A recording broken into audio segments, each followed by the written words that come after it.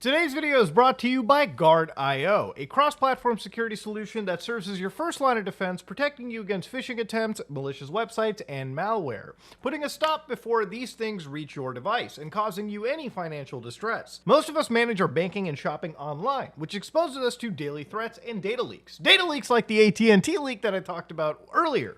govt's identity monitoring alerts you in real time once your data is breached, tells you exactly who and what leaked it so you can take action immediately. Once installed, govt will run an initial security scan that detects threats that possibly already exist on your device.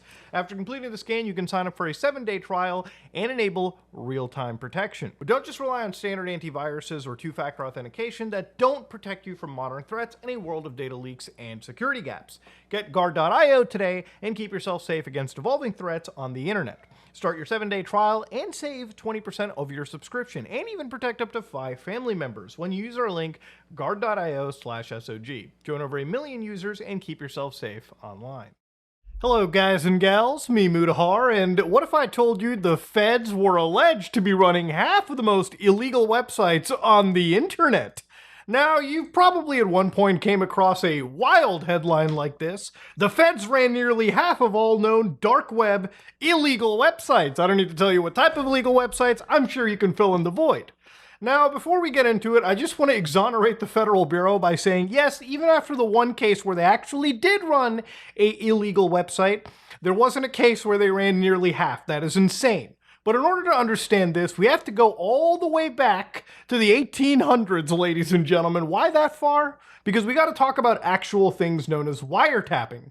So yeah, today's video is all about computer viruses, where I'm going to show you some of the wild viruses the FBI runs and uses to spy on criminals, and possibly you if you decide to get into the line of fire, but we'll get to that in a bit. Now, the history of wiretapping, as according to the American Bar Association, has existed for as long as communications over wires have existed. So after the 1837 invention of the telegraph, you know, the little device, yeah, basically it involved a whole bunch of detectives and people who figured out that if they could intercept and get into these wires, they could capture the information that was transmitting over them, usually without both parties who were communicating with each other figuring things out. So obviously, private detectives tapped into wires for their clients, and businesses tapped each other's wires in a 19th century version of corporate espionage. State legislatures soon realized the intrusive nature of wiretapping, and most politicians realized, whoa, we don't want this happening to us anyways, and of course they legislated it to prohibit that exact practice, and again, it all depends laws that happen from state to state. And nowadays, a lot of these wiretaps, especially when it comes to criminal investigations, you might have heard the term very commonly in relation to the mafia, for instance. Now, back in the days of the mob rule in New York or anything, you know, the days of John Gotti, wiretaps were pretty popular, okay? In fact, if you watched a lot of mob shows back in the day, like The Sopranos, for instance, there was a whole episode based around actually bugging the house of the mobster in the show Tony Soprano. Now, apparently, according to the actual people, the actual mobsters, and I don't know how true this is, they apparently were actually talking in actual FBI wiretaps. It was revealed that FBI agents had told the show's producers that they heard real mafia members talking about the show via wiretaps, and they were convinced the series had a guy on the inside. It was so authentic that even real-world gangsters questioned just how they managed to pull it off. So maybe the show is really true to life. Honestly, I've seen it. It's a pretty good show. But yeah, that's kind of a brief history of wiretapping. But obviously, as technology gets stronger, you know, people don't just use cell phones these days. They also use the internet, and with that, plenty of computing devices. Now, one of the first things the FBI kind of built out was something known as Carnivore, which was their email surveillance system. So again, during that period around 9/11, there were things like the Patriot Act being passed, and during the, I guess you could say, intro of the internet, people were genuinely worried about their rights and their freedoms and their privacy being taken away. Because on such a new digital frontier, it basically gave a lot of these federal agencies, and I'm not just mentioning the FBI, they're just one of the only chief principal cyber warfare agencies in the country. But when it comes to the FBI and it comes to agencies, a lot of them were basically going crazy, grabbing as much information as they could before regulations could kick in. Now, the way that Carnivore worked, and again, there's only a couple screenshots of the software existing, but it didn't require anything crazy, okay? Usually the actual parts could have just been bought from, actual stores put together. And how it would work is it would actually be deployed at the ISP level. Now, based on Carnivore's installation, what basically happens is the FBI obtains an authorization, so a warrant, to capture information pursuant to one of 3 previously mentioned statutes. They will turn to the suspect's ISP to determine if the ISP has the tech to comply, and if the ISP can comply and Carnivore isn't used. If the ISP cannot, the FBI engages in a cooperative effort with the ISP to position Carnivore into the network, where the communication packets can be isolated. So how Carnivore would work is, as the actual person they were targeting would send emails, for instance, emails would be distributed into data packets and sent over the internet. What Carnivore would do is at the ISP level, grab those specific packets, rebuild them, and you could read through all of the information you wanted.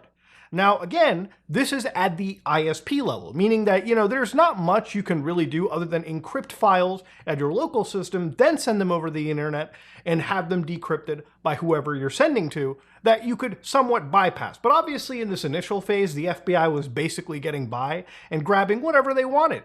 So Carnivore's first action was to take a glimpse of that traffic, which includes traffic from people that unfortunately weren't even targeted.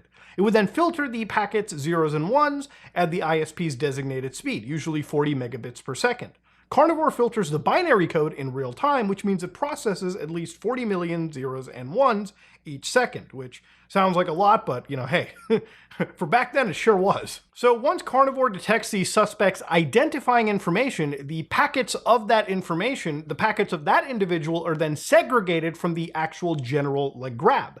So people who weren't being targeted were basically, their data was being sent out. Now, of course, one could argue with the tinfoil hat on was, if they had all that information from people that weren't being targeted, I mean, what stops the Federal Bureau from rebuilding those packets at some point down their road privately? So again, a lot of this was basically built on having a Title III wiretap. And again, it pretty much involved on you trusting the Federal Bureau of Investigation. And if it's one thing that I've learned throughout my time is trusting the government is one thing where I believe in them, but having that blind faith trust like one does with God is not something I possess when it comes to a federal agency. But again, people will vary. So obviously Carnivore was just one piece, then it evolved into something known as Magic Lantern. Now, Magic Lantern is something that was talked about way back of late 2001. Now, Magic Lantern came after people started to look into how Carnivore was actually molesting people's privacy, no joke. The FBI developed apparently an even more insidious device to obtain the most intimate occurrences of the home and office.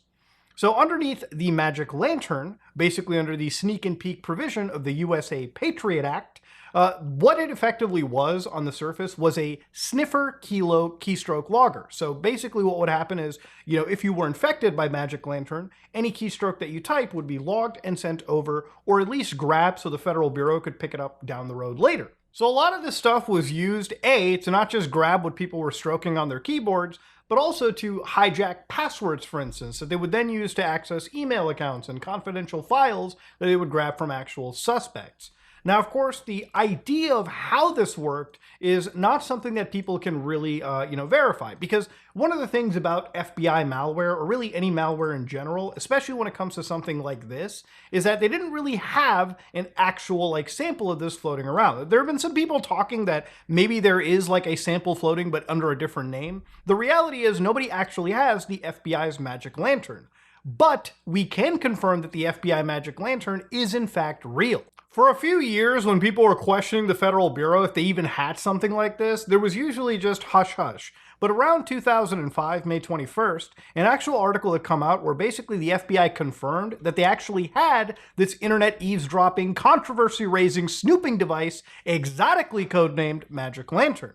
And of course, when it came to Magic Lantern, what they had actually said was, like all technology projects or tools deployed by the FBI, it would be used pursuant to the appropriate legal process. Towards the tail end of the video, we'll get to why that is kind of bullshit.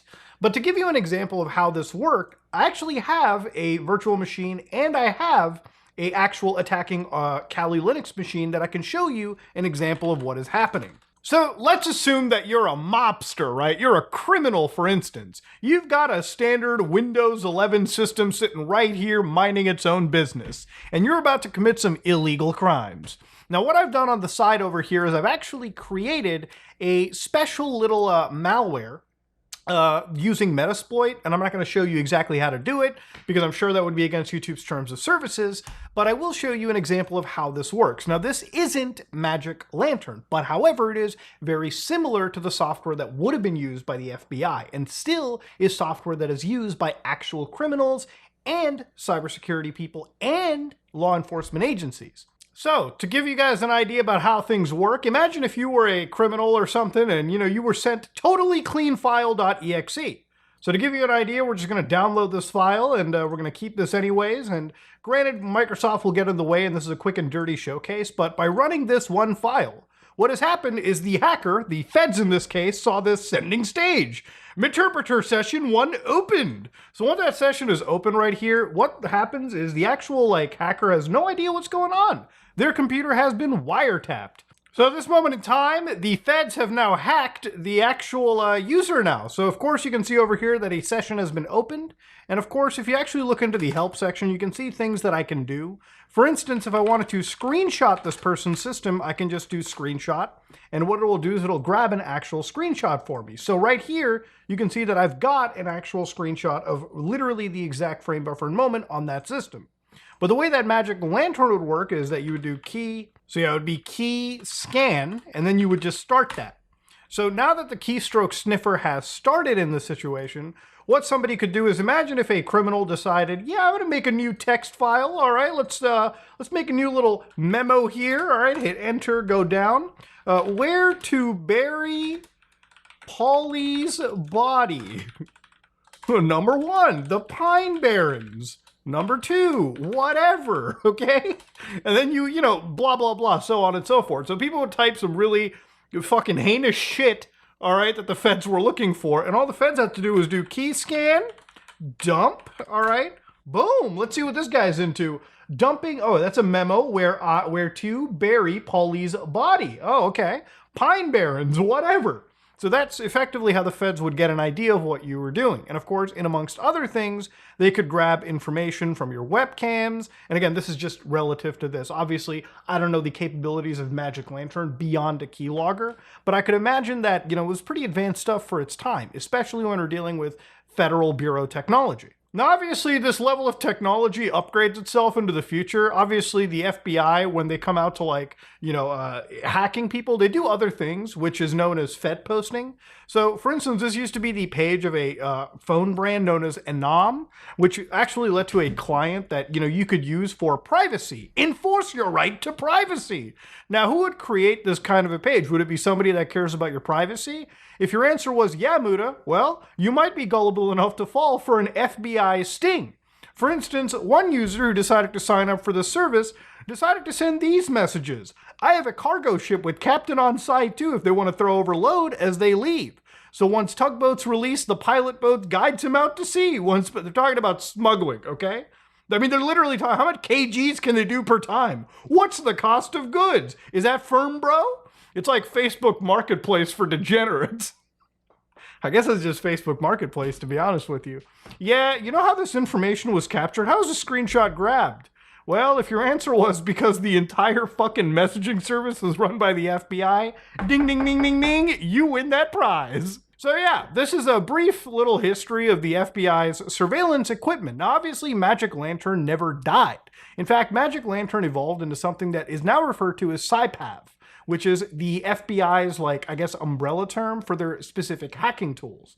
And whenever they hack somebody, that is what is known as a NIT, so Network Intrusion Technique.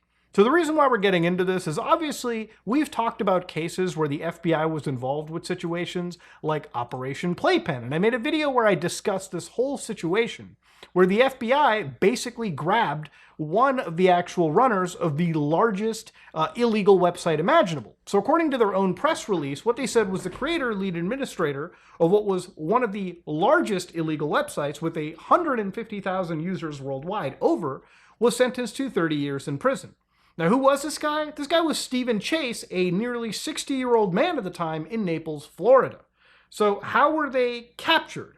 Well, basically what had happened is that Chase, who was basically operating for around 6 months in total anonymity over Tor, made a crucial mistake. There was one problem in December 2014 when Chase slipped up and revealed a unique IP address, which was a location in the United States. Now, nobody in the US figured this out. It was actually another agency. But because we're dealing with crimes regarding children, a lot of agencies around the world will just work together. So at this moment in time, this foreign agency notified the FBI, and they basically seized a copy of the website, searched search warrants for email accounts, and followed the entire money trail, and it all led back to an individual known as Stephen Chase. And effectively what had happened was they had busted this guy and a few other people involved in the entire website. The actual crucial problem with this entire case was that the FBI continued to operate this illegal website for a period of 13 days.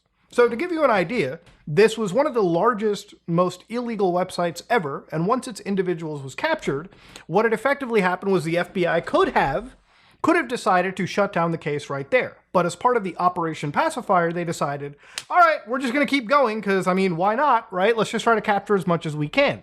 So what the feds did was distribute illegal images for a period of 13 days. So literally, as they were arresting a person for a crime, the entire agency committed a crime, the same exact crime, no less, in the process of arresting more people. And obviously, this led to a serious problem when it came down to, is it ethical to do that? What people were looking at in this case was the scope of the warrant, okay? Now, obviously, I personally think it's great when you shut down people who are harming children. I think most people can agree with that. But there's also a fine line between taking down bad people and abusing privacy rights for millions of people, okay? The kind of malware the FBI has used and historically brought into the mix, unfortunately, does target people at a general scale. So, for instance, the government actually had the authority for their warrant to operate in the Eastern District of Virginia. To hack thousands of computers in 120 countries and install malicious software was not the intended goal of that initial warrant. And one of the things that the courts had brought up was that the court is aware of no lawful way for the government to deploy this investigative technique. Assuming without deciding that some way could be devised to use the technology employed here, the court concludes that the government, by using that NIT malware to collect data from Carlson's activating computer, conducted an unlawful search that was not supported by a lawful warrant. And they were punished for this too. They were like, the purpose and flagrancy of the FBI's misconduct in attempting to obtain a warrant and deploying the warrant is actually quite staggering. And the FBI facilitated the victimization of minor children and furthered the commission of a more serious crime, the distribution that they were initially just going against. Now, luckily, when it came to warrants and admissible evidence, the feds narrowly escaped this when, in an actual opinion written by the court, they said that we hold the officer's warrant application here adequately disclose the nature of the technology at issue and the scope of the intended search, that the officer reasonably relied on the magistrate judge's determination that the search was permissible, and accordingly that the good faith exception applies in this case. So luckily they dodged it by the skin of their teeth and absolutely got some people put behind bars, but not without being completely disrespectful of how they handled people's privacy, security, and of course the software that they were using. So is it okay to commit a crime, the same crime that you're hunting down, even if you have noble altruistic goals? Courts probably would side on the no side of it. And of course, when it comes to privacy advocates, using malware that could generally be applied to individuals like this is just never okay. So obviously, a lot of this has been kind of like looking into FBI malware, some of their current used malware as well too, and of course the infamous Playpen case. Well, that's where the article that I showed you at the beginning kind of struck me. So when you read the FBI ran nearly half of all of the illegal websites in the world, this is a pretty staggeringly scary headline. Because immediately, people were kind of basing this off of the actual Playpen case. If the FBI could run one piece of website in the case of stopping multiple individuals, what prevents them from doing this all over again on a scale that involved around 23 websites, according to this exact news article? So again, this news article, a lot of these agencies had to eventually redact this because the FBI didn't apparently run anything. They just apparently deployed malware through these websites. So to give you an idea about the next generation of FBI malware, they decided to go after the actual hosting service of these illegal websites.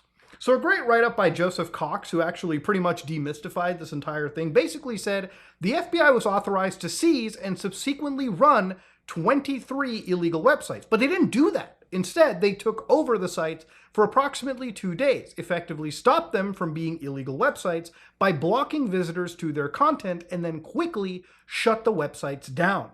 So yeah, how did they end up doing this? Well, apparently at the time, there was a leak and there was a focus on the people hosting dark web websites.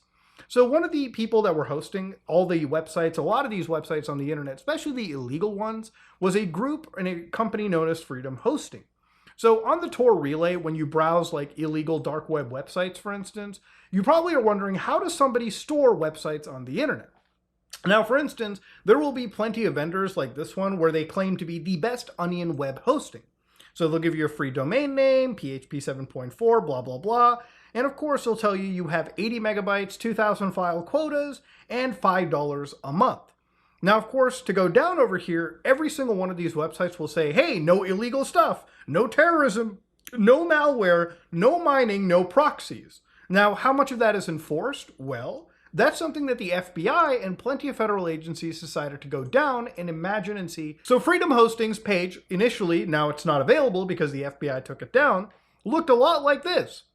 So for instance, they basically said, here you can get free hosting with PHP, unlimited space, unlimited bandwidth, unlimited MySQL, FTP access, daily backup. So immediately you're looking at it and thinking, damn, for the dark web, this seems pretty awesome.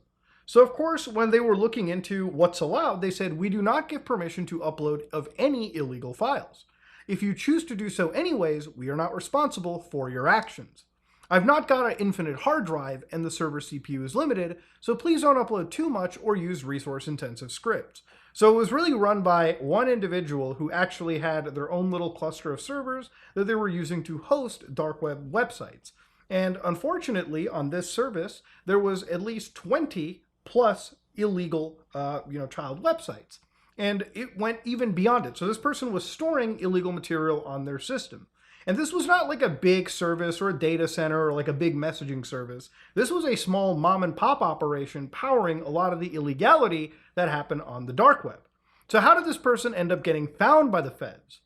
Well, one day people woke up on August 5th, 2013, Tor security advisory, all Tor browser bundles vulnerable. It's kind of insane that around this time, a year before I had started my YouTube channel. So this whole operation goes back a while.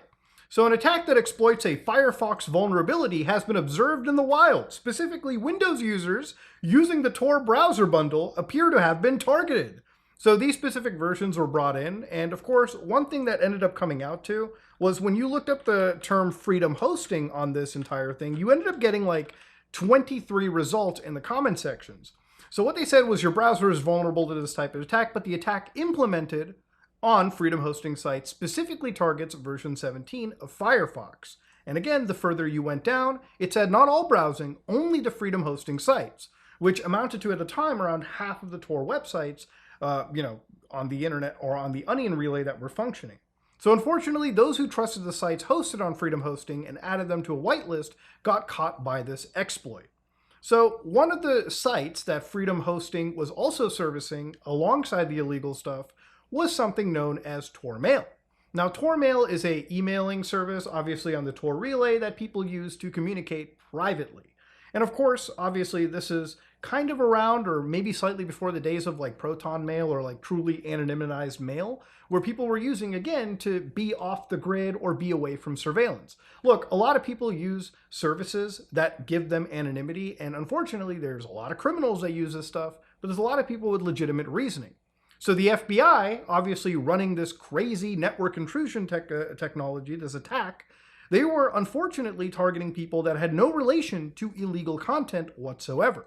So what kind of content that people find in a lot of these Freedom Hosting websites is this exact function right here, this specific Magneto strain of malware. Now, this Magneto strain didn't actually download anything, it seemed, to your computer, but instead it actually grabbed your IP and sent it over to a data center in Virginia. So what did this exploit do? Well, it tried to unanonymize people who were using Tor, and based on a leaked slide from the NSA, the actual malware was known as Egotistical Giraffe.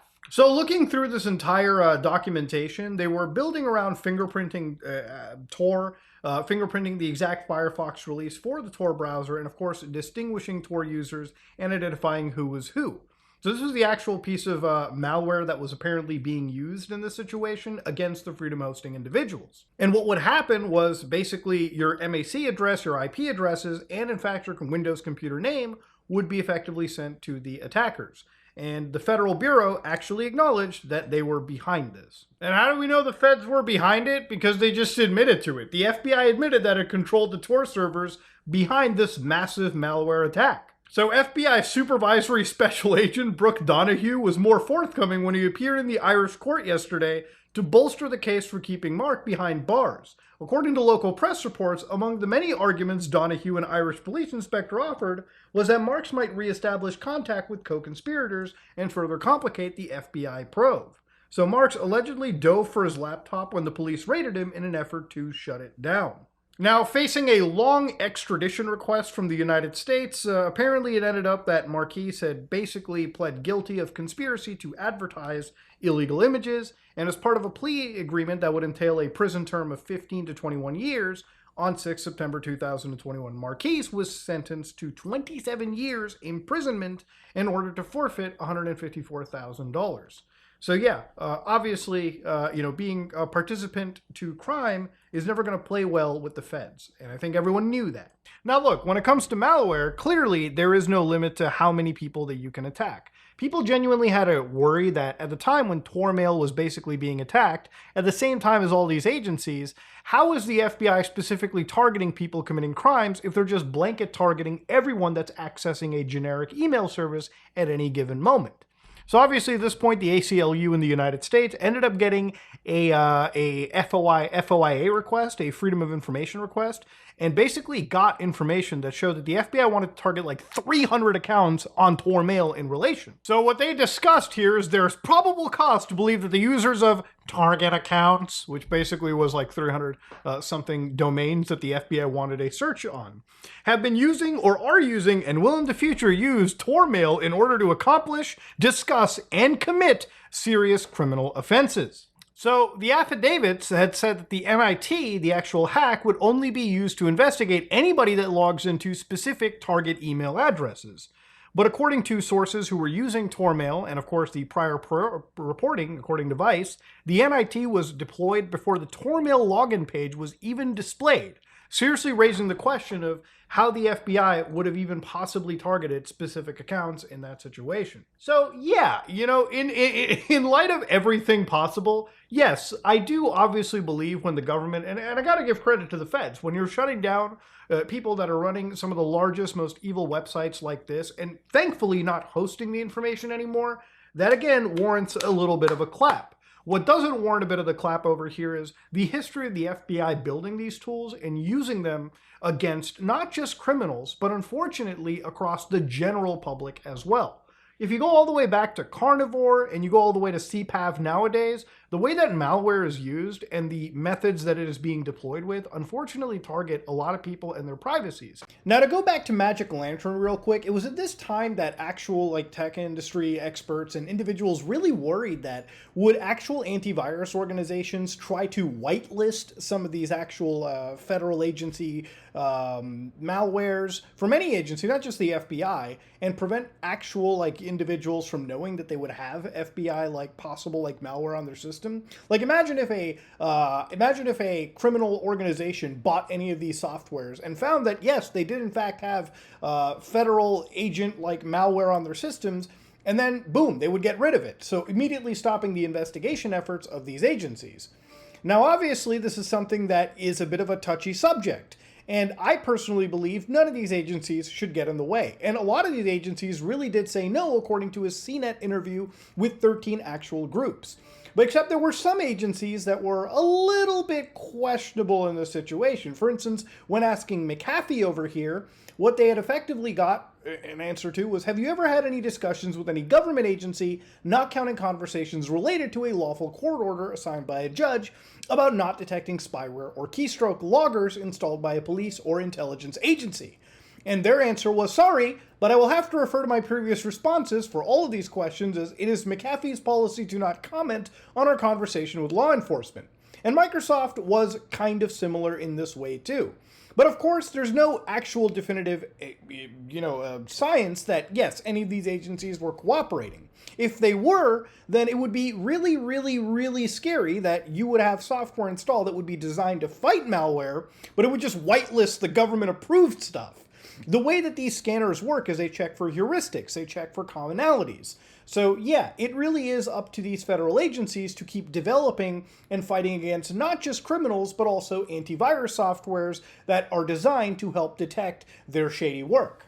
It's one of the reasons why when I say just leave browsing the deep web to the people who know what they're doing, I'm not joking. Look, you might come across a website or like an email service that you click on, and unfortunately might expose yourself to malware from a bad actor or even a government like the United States. And honestly, it puts your privacy and, in case, your safety at actual serious danger. Nowadays, things are even funnier. Instead of developing their own actual malware, which I believe they still do to an extent, the FBI ends up just buying malware from actual firms around the world.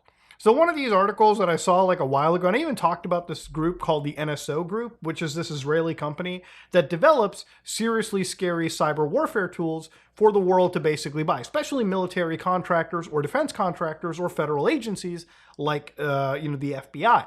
So back in the day when the FBI was going up against Apple for their iPhone unlocking, Apple denied them.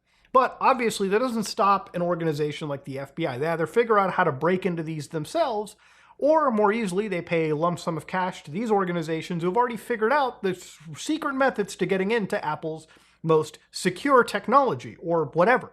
So basically what had happened is, like, after the New York Times effectively talked about it, what's really funny is that it ended up coming out that the FBI had started to inquire who was purchasing from the NSO Group these mysterious tools. And it turns out the Bureau ended up actually purchasing it themselves, and they were apparently quite shocked when they found this out. The story was wild too. The FBI had uncovered at least part of the answer. It was actually them. The deal was for an actual surveillance tool between a group known as Riva Networks and NSO, basically being completed in 2021. And basically days before, the actual Biden administration had put the NSO on a Commerce Department blacklist, which basically prevented US firms from doing business with them. What they found out was the actual tool, which was something known as Landmark, allowed government officials to track individuals in Mexico without any of their knowledge or consent. So seriously, like Big Brother level shit. And the FBI said it used the tool unwittingly, and that Riva Networks misled the Bureau. So again, the question that has to be asked is, dog, are you kidding with me? Are you fucking around? Look, at the end of the day, a lot of these hacks and malwares that exist, I want to make these videos not just to show you how dangerous it is when it comes to your privacy and security, but there are some good reasons why the government does this, okay? Look, at the end of the day, when it comes to stopping bad acts towards children, clearly the government did do that. They accomplished and succeeded with flying colors. But there was a cost associated to it, and it was your rights and privacy slowly being eroded at the cost of the government's flagrant misuse of some of these tools. And it's not just me saying it. It's lawyers, it's attorneys, they're one and the same, but it's also judges too that actually rule against the FBI and say, stop being so reckless and careless. But yeah, this is a whole long history of how the FBI got involved building malware to fight against the mob and criminal organizations. And it blew up into a situation where now they're the chief cyber warfare operators, and they're the people running some of the largest cyber warfare campaigns against criminals. And if you're on the internet and you decide to go onto places like Tor or even any place, there's a good chance that in the middle of an investigation, you too enter the broad line of fire. So be careful on the internet, watch out, and always sit behind a virtual machine or two. If you like what you saw, please like, comment, and subscribe. Dislike if you dislike it. I am out.